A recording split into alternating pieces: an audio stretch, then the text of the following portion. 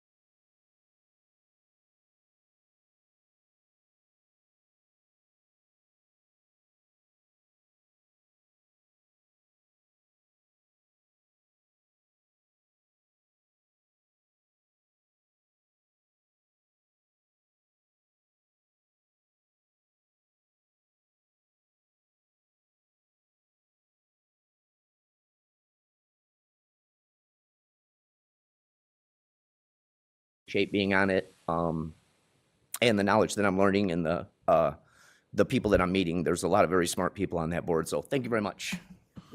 Thank you. Is there any other public comment?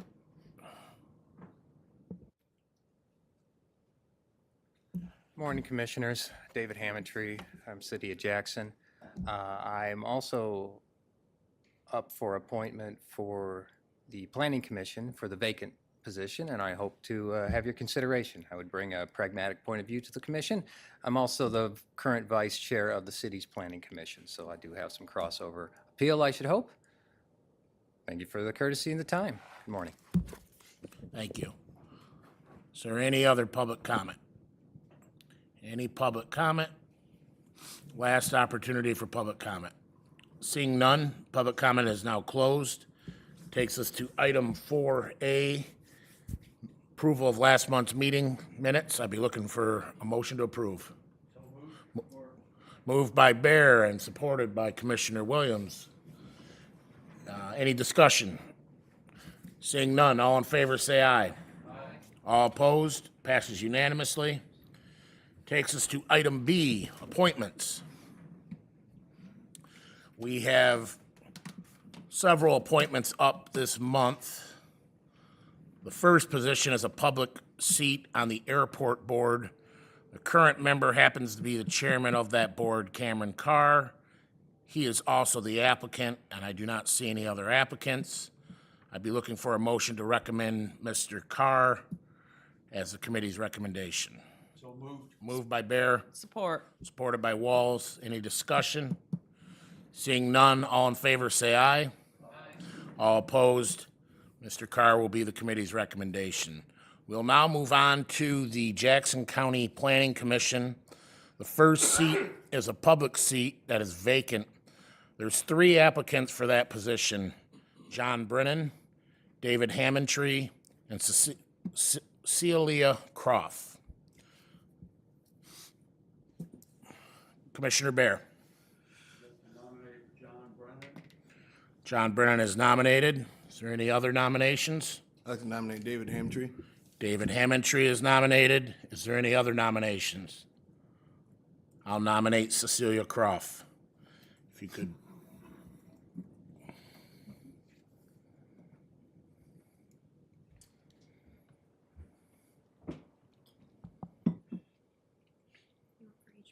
Yes, for each member, please. For John Brennan, No, I'm sorry. You're just gonna call the member's name and they'll say the name that they, sorry about that. yep. Commissioner Duckham. He's Oh, absent. sorry. Commissioner Williams. Brennan. Not you yet. Commissioner Bear. Brennan. Commissioner Walls. Brennan. Commissioner Kennedy. Croft. So Administrator, does that, the majority moves on? Is that how that works? No, you drop the one that got the least number of votes and you call the second round. Problem is, there was 1 with the most and 2 with the lowest. Then you can add the alternate for your committee to cast a vote. You didn't call it. There we go. Commissioner Shotwell. Drop. So we drop we take the Hammondtree. 2, and you call another round. Okay, so the 2 members remaining are Brennan and Croft for this seat. Commissioner Williams. Bra. Commissioner Bear. Brennan. Commissioner Walls. Brennan. Commissioner Shotwell. Or Chair Shotwell. Brennan. Chair Kennedy. Croft. Mr. Brennan will be the committee recommendation. We'll move on to the next seat, which is the agricultural representative on the Jackson County Planning Commission. And Ms. Croft has applied for that position. I do not see any other applicants for that one. I'd be looking for a motion to recommend Croft. I'll move that. Support. All in favor, say aye. All opposed? Bear, are you the nay? That's the only one? Okay, so you know Bear is a nay. Ms. Croft will be the committee recommendation. That'll take us down to the industrial and economic representative seat. James Minnick Jr. is the current member. He is also the applicant. I see no other applicant for that position. I'd be looking for a motion for Mr. Minnick Jr. Motion by Bear. I'll support it. All in favor? All opposed? Mr. Minnick will be the committee recommendation. The next is the education representative seat. Mr. Ted Hillary is the current member. He is also the applicant and the only applicant for that seat. Be looking for a motion to recommend Mr. Hillary. Concur with the recommendation of Ted Hillary. Moved by Shotwell, supported by Walls. Any discussion? All in favor, say aye. Aye. All opposed? Mr. Hillary will be the committee recommendation. That will conclude appointments for this month, and I do not see any coming up in January for anyone paying attention, looking to get on boards. Thank you for everyone that has applied, and the official decision will be made Tuesday night, next Tuesday night. Takes us to item C, Sheriff, new ACH contract. Sheriff Schute's here. Good morning, sir. Good morning. So as you may recall, and I'll bring you up to speed a little bit, back in 2024, we went out for bids for this contract for our medical health care inside of the jail, which is something that we have to have. And when we did, the bid came back at $1.5 million. So we were able to, utilizing CoPro, we were able to go with a Livingston County contract and jump on their contract, which reduced our costs down to $1 million. Significant savings for us. So we've been holding our breath for the last year, wondering what this was going to come back as, because that was only a one-year contract that they would extend to us under the Livingston deal. We have been working with ACH, our current healthcare provider, to determine how we would proceed forward with this contract. Now, it's really important that you understand that we only have this contract for 12 hours of service every day, so it's not a 24-hour contract, which is really important to point out because no other healthcare provider will bid on us because of that. So when we put this up for bid, it's only ACH that bids for it, and then they adjust it for the fair market value or the fair market pricing at that time. That's why we had such a huge increase. So by working with them, we were able to negotiate a contract that only has a 4.5% increase each year. Now there's other things that are rolled into that as well. If consumer pricing goes up higher than 4.5, it will adjust to whatever the consumer pricing is. But as of this time, it's been pretty steady, right about 4%. So I'm pretty confident that we could have just a 4.5% increase every year, which on $1 million, which is huge for us because we'll never even get to that 1.5 under those circumstances. This is a 5-year contract, so it kind of puts this to rest for us for quite a while. And I think it's a really, really good deal for us. And I just want you to know our jail lieutenant, Mike Coburn, worked really hard on this to get this over the finish line. As you can see, there's a recommendation from CoPro to get this.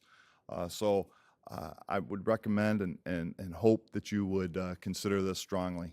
Thank you very much. And I'm happy to answer any questions you might have. Thank you, Sheriff. Committee members, are there any questions? I'd only ask for the administrator's input. Are you comfortable with this? Sadly, it is what it is. The market has, outpaced inflation generally in this field. So, and we have to have it. Okay, I'd be looking for a motion for recommendation of approval. Moved by Bear. Supported by Walls. Is there any discussion? Seeing none, if you could please post the vote.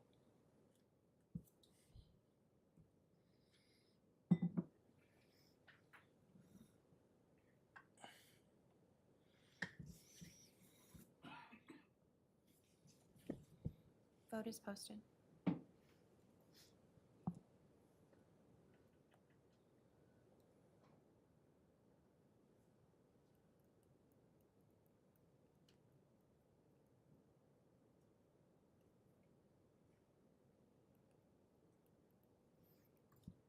Margie. Okay. Unanimous? Motion's unanimous. Thank you, Sheriff. Thank you. Appreciate your time.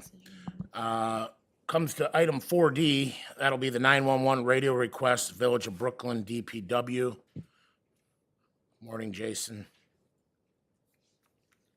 Good morning, everybody. So what I have before you is a request for the Village of Brooklyn DPW to purchase 2 radios to put onto the MPSCS system. They contacted us about a year ago. We did follow the MPSCS policy to a T. The greatest service study that was completed by the state, we are still under 1%. Our policy states 1.7%, so we're well underneath that.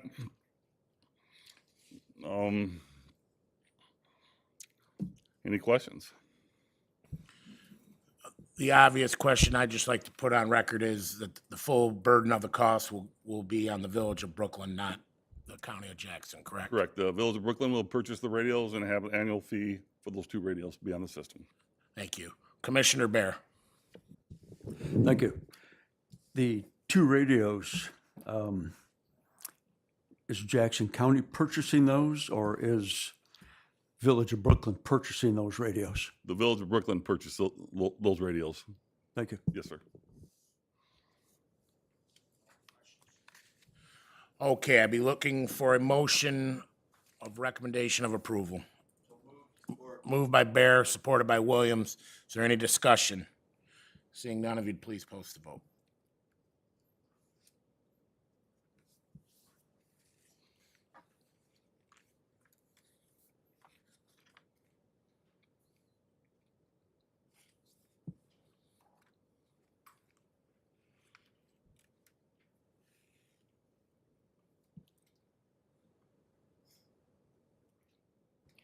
Motion passes unanimously. Thank you. Have a good day, Jason. That brings us to item E, friend of the court staffing change request. And Sarah's here. Good morning, Sarah. Good morning, everyone. As promised from my semi-annual report a few months ago, every time we have a staff turnover, we're going to do some evaluation to make sure that the right positions are in our office and our workflow and our staffing are adjusted accordingly. So this is one of those changes that I'm asking for. As you know, in 2022, we combined with the prosecuting attorney's office to take over the establishment department. And I gave in my document the staffing as it was when the prosecutors had it, what we transitioned to, what I asked for back in 2023, and then what I'm asking for today. What we're seeing is that by taking more time to work with families at the onset, we're not able to get through as quickly as we would like, but the time invested at the beginning is creating better outcomes for the families at the time. So that means we need to divert some resources to that department so that we can also take the time that we need for the families and be timely with the work that needs to be done. We have some initiatives that we aren't able to fully transition over to that department right now because they are maxed out. And I want them focused on working with the families and not pressured for these other issues. Conversely, on the accounting side department, because we are spending more time with our families at the onset, we are creating better orders, which means that our orders are not, or our families are not having to go back into the court system to do modifications of their orders, which means our accounting department is then not processing as many orders, which is better all the way around. So we're seeing a reduction in orders that are coming in on the accounting side, and that group can give up essentially a position to offset the need for the person that we need in the establishment department. From the financials perspective, I did a very loose math because I understand that with benefits, things like that, the account financial specialist is a pay grade E and their starting wage is on there. The investigator is a pay grade I, so several pay grades up. So it's an hourly difference of $5 roughly an hour. With our reimbursement from the funding unit, it ends up being roughly $3,600 annually. That would be a cost difference for the county. But then I was looking at it and we have 3 major retirements. We also have staff turnover. And typically we see those savings washed out just in the hiring process and normal turnover over the course of a year. So I don't see that being a long-term financial impact for the county. The alternative, the timing's optimal. We have all this transition, all these changes. We're not forcing anyone out of positions. So that's great for my teams. The alternative is we can keep things going where they're going. We'll keep looking at other opportunities and other changes. But I think this is the better approach to make sure that the clients and our families are best impacted. Anecdotally, I did pull some data because I like my data. In 2014 and 2015, as an example, we looked and roughly 25% of the orders that were entered during those times had specific parenting time provisions. And this is really what I'm focusing on, is making sure that families and dads have access to their children. There's kind of 3 tiers. There's specific parenting time, reasonable parenting time, so that's just whatever y'all agree to, you can have that, and then no parenting time. And that's typically for maybe someone who's incarcerated or shouldn't be around their children at that time. So we had 25% in 2014 and 15 where the orders were specific. We had 46, well, roughly 50% were just reasonable as agreed, and then about 27% of the cases were no parenting time. So I looked then at the 24 and 25 data, and we are well over 50% of those orders now have specific parenting time. And then the reasonable as agreed has reduced to 23%, and then the no parenting time has remained the same. So that tells me that, you know, the population that maybe shouldn't have access to their children are continuing to not have access to their children.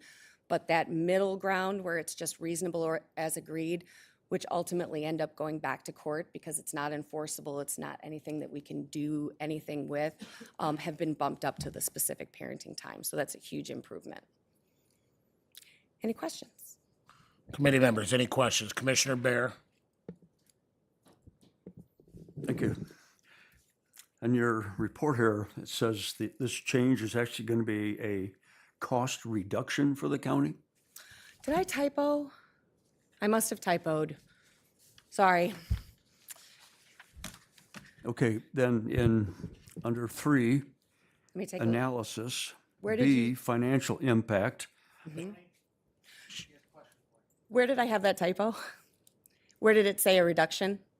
Where do I see that? Yeah, we're in my report. I just want to make sure that I know where I made my mistake. That's what I was trying to get to before I was interrupted. Oh, I apologize. That's my fault. You didn't do it, somebody else did. Where I find this is in item 3, analysis, subparagraph B, financial impact, the sentence below the 3 bullet points.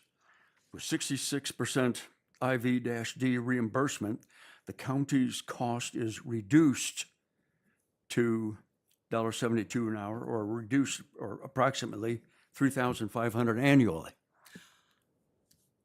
Actually, I didn't have a typo. So the hourly difference between the pay grade E and the pay grade I is $5.23 an hour. But Okay. with our reimbursement for funding, they reimburse 66%. So the county would not be making the payment, the increase of the pay grade of $5. It would actually be $1.72 an hour would be the county contribution. So the balance of that is what gets reimbursed from the federal government for our funding. Is that So clearer? is this sentence correct in that the cost to the county will go down by $3,500? No, what I was trying to communicate was that the hourly difference, which was an increase of the $5, gets reduced because of our federal funding to the county contribution being an increase of $1.72 an hour. Poorly worded on my part. Which equals to an annual increase to the county of how many dollars? The roughly $3,500. That's the increase. Okay. So the word reduced should be changed to increased. Yes, Thank you. apologies. No problem. So I was going to go a little bit off your report. I'm following it, but I just want to make sure I'm reading it correctly, is that currently you're operating at 160 total staff hours. Is that a week, I'm assuming? Yes, Okay. And you're proposing going to 200? yes. Okay. And then we talked about, that's the part you were discussing with Commissioner Bear, I think can get a little murky, because we're talking about a 523 increase in the pay grade, but then it sounds like a portion of that's getting reimbursed through the government. Yep. Is it possible within now until next week, when we have a meeting, that we could just get the total increased estimated labor cost per week? Yes.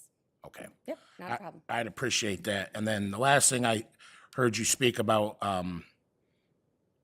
it sounds like by adding these caseworkers, you can kind of shore up problems where there's parents maybe not getting parenting time that they should. You felt it would help, particularly with fathers. Even if there is there's a minor cost increase, I think that's very important in our county. I think Absolutely. fathers being part of their child's lives, it's part of the problem with the crime we see in Jackson County. It's a lack of that. So, yes, Mr. Overton. Just to clear this mud up, I was under the impression when I read it that there was no additional cost to the county general fund because you're covering those costs within your existing budget. Correct. Okay, thank you. Correct. As long as because that's the part, and that's particularly important to me. Right. You're not asking for new dollars. No. Thank you. It is going to be an increase, but with staffing and turnover, it'll wash You've out. been able to handle it because you've been running below budget. Thank you. Even long-term, like future years, just with how long it takes to fill positions, things like that, that'll wash out.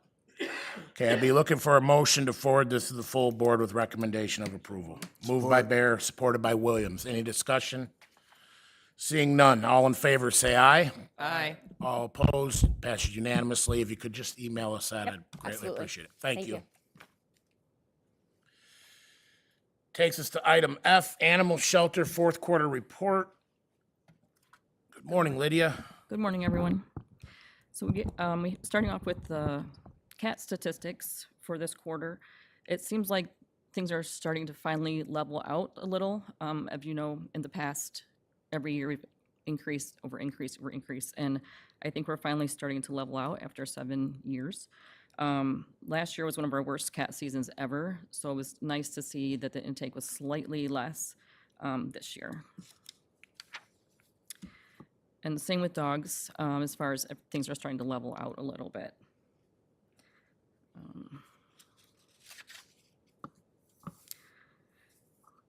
In animal control, they're also about the same. And I checked with other counties as far as like Ingham, and found that our bite cases are pretty similar here as they are in other counties. Just wanted to kind of get an idea of where they're at and how we compare it to other areas, because it seems like ours were kind of high. Our community engagement in September, we had something kind of new. We had two requests actually, to do a bridal shower and take puppies for pet therapy. This one person in particular went out and purchased a bunch of animal supplies and makeshift pens, like little fenced-in areas for dogs. And they donated $400 to our shelter. And we had volunteers take some puppies over there for an hour or so. So that was something new to us, and it was actually kind of fun. The volunteers really enjoyed that. We finished off our free vaccine clinics in October, which we had to reschedule due to it being so hot this summer. So that was our final vaccine clinic for this year, and that grant has been exhausted. We did also have a private donor supply microchips during the vaccine clinic, so those were also free to the public. We had our volunteers set up a make and take Christmas event for us at the shelter this year. It was very exciting. We had a lot of families could come in, and for a small donation, they could pick out a stocking, decorate it any way they want to, and fill it with a bunch of gifts for their pets for Christmas. So all the slots we had scheduled for that were filled. So it was a pretty successful event. I think they ended up making it like $1,000, but don't quote me on that, but they did quite well.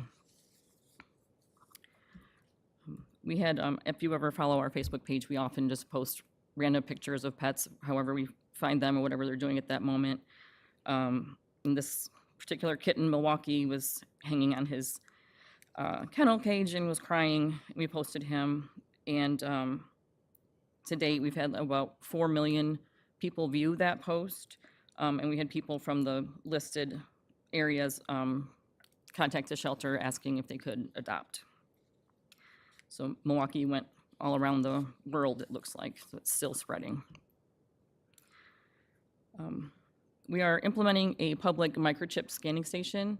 The goal of this is that if the shelter is closed or someone can't access a vet office at a particular time, that they can stop at the shelter and scan any pet that they find for a microchip. And if it is chipped, it will give directions on how to locate the owner. I asked our volunteers to keep an eye out for a old newspaper box. One of them found one in Toledo. Another went down there and picked it up, paid for it, brought it back here, and we had Trinity, I think it was Trinity Lutheran youth group painted and decorated the box. So our goal is to have a different group decorate it every year. So we'll put this outside the shelter. The microchip will be tethered to the inside so it stays protected from the weather. Spry Signs is working on making us signage to explain how to scan for a chip and what to do if you do find a chip. So hopefully this will help get animals back with their owners sooner if they do have a microchip and avoid them having to come into the shelter to start with. AeroQuip Credit Union, we just recently acquired a small parcel adjacent to the shelter. Duke's Place is the name of this new space, and AeroQuip generously provided this gazebo for that area. Bailey Excavating made a little sidewalk up to it for us, and also put the pavers and block underneath the gravel underneath the gazebo for the base. Our goal is to fence that area in so dogs will have a place to run when our dog walkers take them out, and they can come up and sit on the porch with the gazebo with their person and try to make it more of a, home-like experience for the dogs.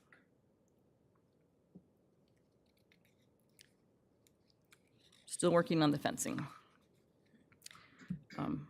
The Concord Elementary kids visited the shelter. I think there was at least 30 to 40 children. They brought us a lot of donations. We gave them a tour of the shelter in smaller groups. This little kid in the center picture there, he got off the bus holding the sign like that, and it was actually really adorable. And I don't know if you're familiar with Jonathan Rand. He is the author of the Michigan's Chillers book series. If you had any kids when they were younger, he saw, I guess he follows our page, he saw the post about the Concord Elementary kids, and he was so moved by their generosity that he wanted to do something nice for them. So he drove 3.5 hours one way, donated books to all the children at Concord, and then he came and asked for a tour of the shelter to visit us. There he is reading one of his stories to Dottie, our regular therapy dog. And then, of course, we had him hold the Team JCAS t-shirt up. But it was really nice that they did something nice and he rewarded them. And so we enjoyed his visit. He's a really, really good person. And that is all I have today. Is there any questions? Committee members, any questions? Commissioner Bear. Hi, Lydia. Good morning.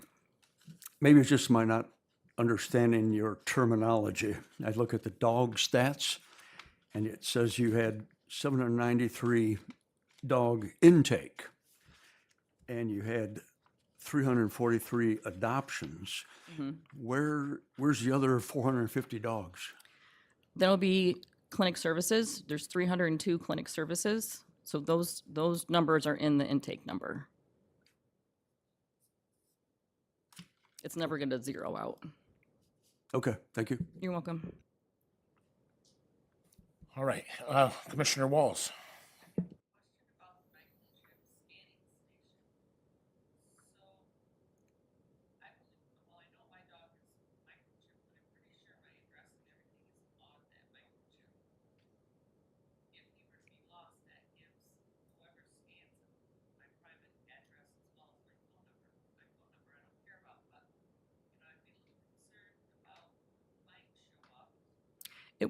When you contact the microchip company, they don't give out the address, but they will give out the dog's name and description and the contact number.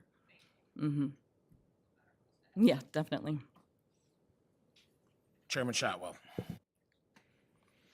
Lydia, as you're aware, we had an incident with a resident in Summit Township who lost an animal, and your staff assisted very professionally in getting that animal returned. And I wanted to share with you that that particular animal now is completely better. Good. And sitting in the window, arguing with the birds and everything like that. But the way you handled that was very professional, and I even received positive comments from the vet that was involved, because at the time it was a little heated, I know. I want to thank you for that and the professionalism of your staff. Thank you. I appreciate that. Any other committee members? Seeing none, be looking for a motion to receive the report. Moved by Williams, supported by Bear. Any discussion? Seeing none, all in favor, say aye. Aye. All opposed, passes unanimously. Thanks a lot. Thanks for your team's work. Yeah, absolutely. Have a great day. You too. Takes us to item G, Jackson County Department of Transportation Budget Amendment. And Angie is here this morning, along with Cecilia.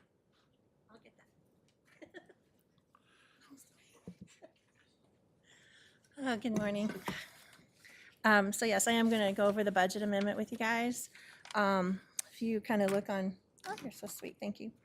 If you look on page 2, you'll see, well, before I get there, so this budget amendment is the final year-end budget amendment. It's accounting for all the expected revenues that we're expected to receive and in addition to expenditures. If you'll turn to page 2, you'll see that the original budget amendment did have a planned use of fund balance of $1.8 million. And again, as a reminder to the board, this was the year where we were finishing the Blackman project. So it was a planned use of the fund balance. That was the plan. The revenues were, kind of finishing all that up. As you'll see with our final budget amendment, we've been able to adjust and have a less use of fund balance, about $800,000, which is positive. So we're pretty much planning on closing the year right around, $5.1 million of fund balance. Are there any questions? Committee members, are there any questions? Go ahead, Mr. Overton.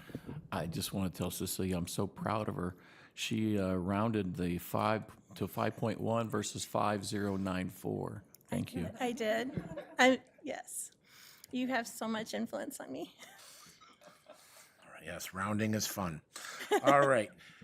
Be looking for a motion to forward to the full board with recommendation of approval. Support. Moved by Bear, supported by Walls. Is there any discussion? Seeing none, all in favor say aye. All opposed, passes unanimously. That takes us to item H, the Silverado 2500 pickups for Jackson County Department of Transportation. Good morning. So we are asking the board to approve the purchase of 6 Silverado crew cab pickup trucks for the total of the $305,952,000. I did notice the attachment packages did not get attached to the board doc. We had it as 2 different items, the accessories and the trucks, and I think it's missing the accessory attachments. I can get that to you via email and get them uploaded before the next meeting. But we put both of them out to bid, and the numbers are all in the staff report, and I will answer any questions. Angie, the 6, you said you're purchasing or wanting to purchase 6, correct? I'm assuming you're getting rid of the 6 that are over 210,000 miles? Over the course of the year, there's a number of them that are aging out of the system, so they'll fall off. But we'll run them.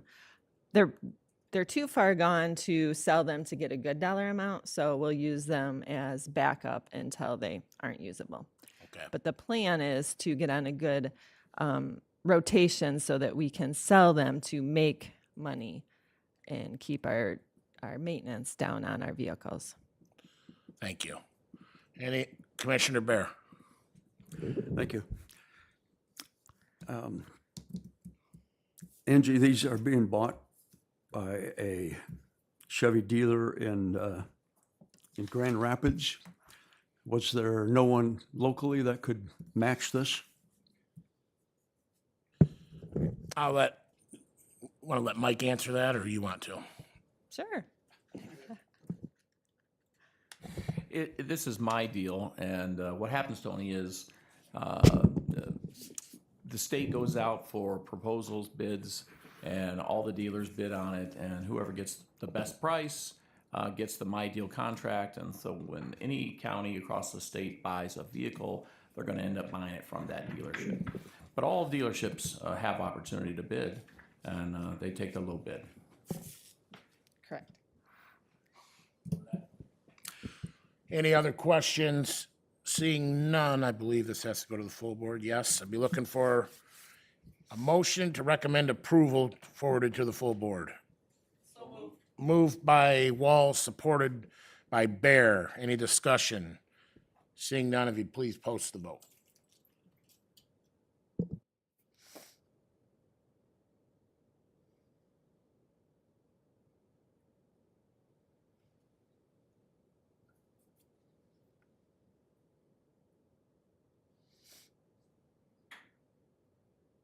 Motion passes unanimously. Thank you. And that takes us to the semi-annual report.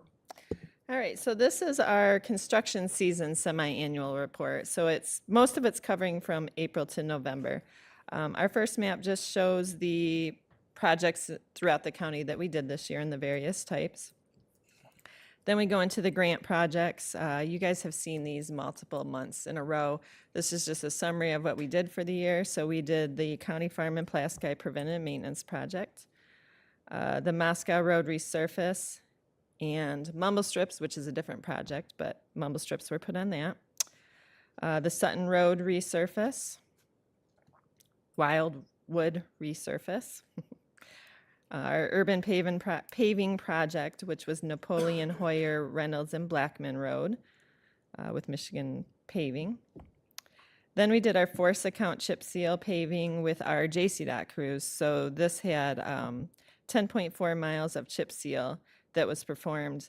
And just a reminder, force account projects are the type of projects that we get reimbursed for the funding. So it's grant money that we get through the state, just like our grant funded projects. But JCDOT is paid back for the labor and materials and equipment at a 20/80 ratio. So it helps our budget. We get money back on it. And then we did the Safe Streets for All roadshow, basically, getting out to different places, getting input from the residents for that 2-year grant project that we are going to have next year, the end of it. But it's basically going to be a document that will come before the board to adopt that gives guidance on how to evaluate the safety projects that we do and put them in, because we have 19 townships. All 19 townships think that their township should be number 1 for our county. This will help us put them in order based on different factors that are used for the analysis. Then our Mike Levine Trail project was completed. It still has punch list items and, punch list items to be done, which include mailboxes, some bollards to be put in, and I think just slope restoration touch-up, I think are the end of the punch list items. Hanover Road Bridge did start, yay, that's been closed for a while. That one is part of the MDOT bridge bundling, so JCDOT really has no part of that construction project besides just being the owner. They have inspectors out there and they are overseeing the contractor to complete that. Anlon is the contractor and they hope to be done spring of 2026. Then we move to our JCDOT funded projects. So it's been a while since we've had a slide for JCDOT 100% funded projects. So that's exciting to me. That was part of the budget amendment we did. We saw that we had expenditures from our balance, and this is part of it. So $600,000 was actual chip seal and skip paving that we did on our projects that was 100% JCDOT funds. But we have to do that to improve our PASER ratings, which is at the end of the slideshow. So we did those projects throughout the county. And then we moved to our local road projects. The overall map is there. We did 75.71 miles this year. And then there's a list of all of them in spreadsheet order. It totaled, on the second sheet, you'll see it totaled about $7.4 million for that 75 miles.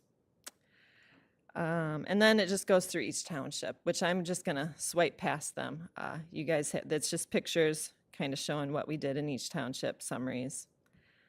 Jim did a great job of showing all of his townships he worked with this year, which is exciting.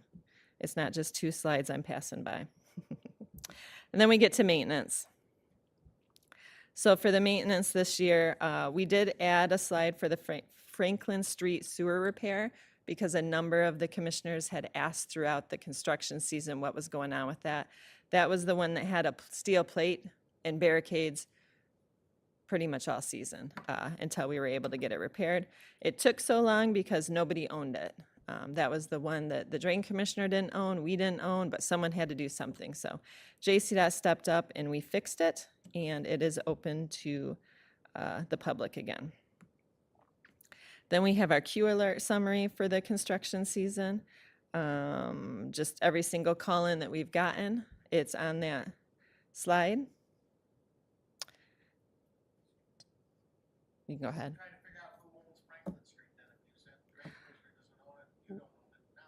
So, sorry, I should say the repair underneath. So the system, nobody owned that. It was built years ago. There's no documentation. JCDOT didn't do it. Jeff, through the research, didn't have anything for it. We think it was, I mean, I don't even know what we summarized it to be.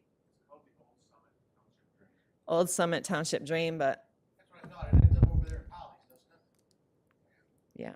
That ends up at the Cascade. But this specific section, there was no records on. So, Now we can go to the state and get money for the Cascade to be taken care of because that's now urban water disposal. we'll help any way we can. Yeah. Okay, so next slide is the patching.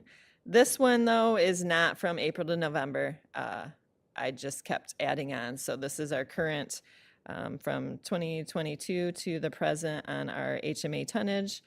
You can see that this year we could have paved 3.78 miles of road. And then I have miscellaneous in here. So every year we do 2 safety days. One is a construction season and then one is a winter operations. So we had our construction season one on April 11th. This was the first one we held at American One Event Center. We got positive feedback, so we had our winter one there also this year. And I think we will continue to do that because we're able to include parks staff for any trainings they need and help them satisfy their training needs also. So for construction, there wasn't anybody in there, but for winter ops, they had their people in there for the snow plowing training that we had. So it's a good benefit to both. Then our next slide is our PASER ratings. So this shows our local primary PASER ratings and the trend. You can see 23, 24, 25 are good, which is the green, is going up. So that's a positive.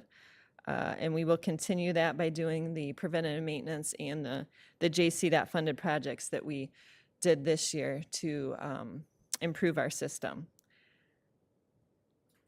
The next is just a map of the PASER rating, so the color correlates to the rating of the road. And it used to be pure red, so it's getting better. The next slide is our permits from April to November. So she issued 408 oversized seasonal permits, 862 right-of-way permits, and 492 inspections, which is the majority is the soil erosion inspections. The next slide shows the safety projects that our engineering team were awarded. So it was a submittal for this year for funding for 27, but once again, they capped out on the amount of projects that we could get. The next one is our fleet maintenance. So I think this might be the first time I've included information from our fleet department. As a reminder, we have 13 full-time FTEs for our mechanics. We've been at a steady 9 or 10 throughout the year. We haven't been able to get up to that 13, but they did maintain our vehicles through the construction season. So they had 2,144 issues. So that's anything to equipment that gets put into our Fleetio system from April to October, and then 101 service call-outs during that time so that's our mechanic had to go out on the road and service equipment. They couldn't get it back. And the visual down there is just, I can send you those actual reports if you want to see them, but I think it's a 10-page report showing what those calls for the construction season were. Our next slide is a call out to two of our employees. I think it was August this year. Shane Carlisle and Ed Marquez were out just doing their job, and they came across a serious accident, and they stopped and aided first aid to the person that was, they performed first aid until law enforcement, first responders got there. And that person actually came in and wanted to speak to them and tell them thank you after they recovered. So it was a very tough situation, but it was needed. I'm not sure how that person would have ended up if they didn't stop and help. So that was good, and we gave them a shout out at our safety day, and I wanted to put it in here for you guys to know. Now we're on to winter. Yay. Commissioner Bear. Angie, the slide you had up, Shane Carlisle and Ed Marquez, are these just citizens that stopped, or are these JDOT employees? JDOT employees. Very good. Yes. Got a second question, if I may. Yeah. This question comes from Tompkins Township. Their board asked me to pass this question on to you. Okay. Dixon Road has been closed for 4 years, 5 years.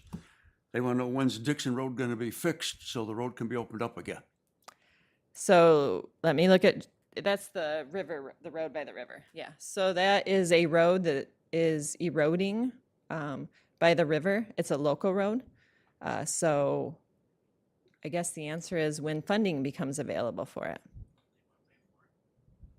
Is this something that the township has to fund, or is this the JCDOT responsibility for funding it? It is not JCDOT's responsibility. It is a local road. I'm not going to say it's specifically the township, but we need match funds for it per the policy. So 70% comes from another source. Okay, local road, and you're waiting for funding to show up from some source. So there is not a grant source out there for local roads.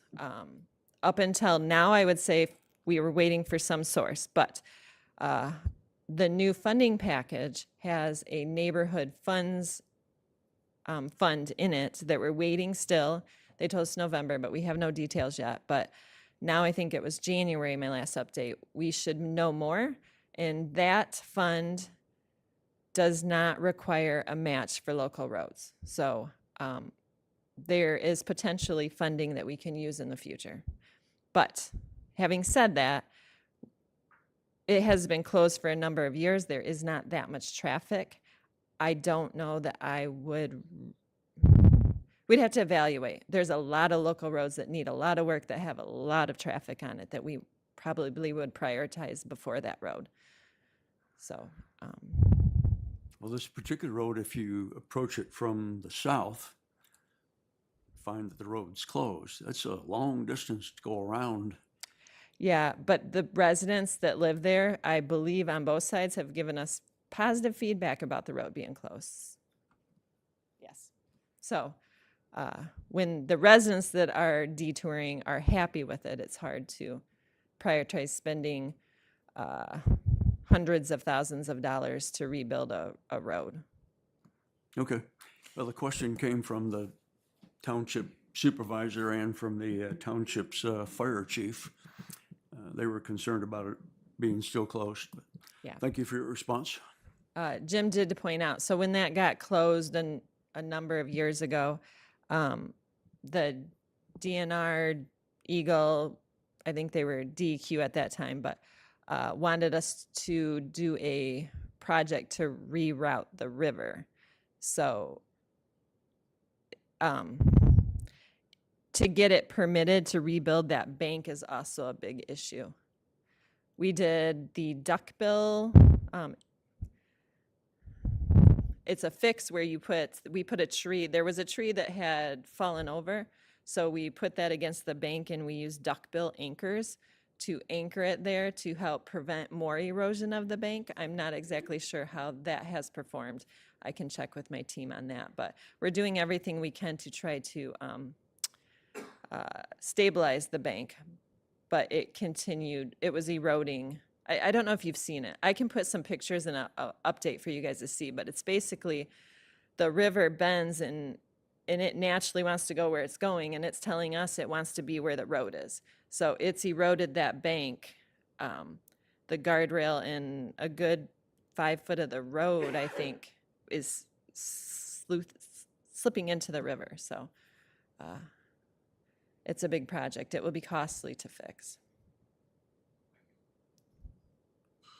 Any other questions? Seeing none, be looking for a motion to receive the report. Moved by Bear. Supported by Walls. All in favor, say aye. Aye. All opposed, passes unanimously. Thank you very much. Thank you for your team's work. Have a great holiday season. Christmas season. Moving on to 5A, looking for a motion to pay the claims. Moved by Bear, supported by Williams. All in favor, say aye. Aye. All opposed, passes unanimously. Takes us to item B, other minutes. I see none. Takes us to item C, the reporting schedule for January, and nothing's there. So that'll take us on to the second opportunity for public comment. Is there any public comment?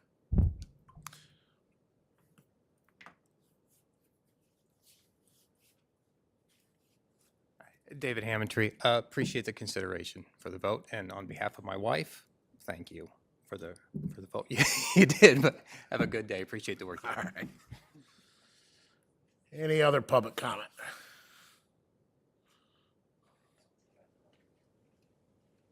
Hi, everyone. My name is Celia Croft. I again appreciate the consideration for my application for the ag representative. Looking forward to assisting and helping serve Jackson County. Thank you. Thank you. Any more public comment? Any public comment? Last chance. Seeing none, public comments closed. Takes us on to committee member comments. Are there any committee member comments? Seeing none, meeting adjourned.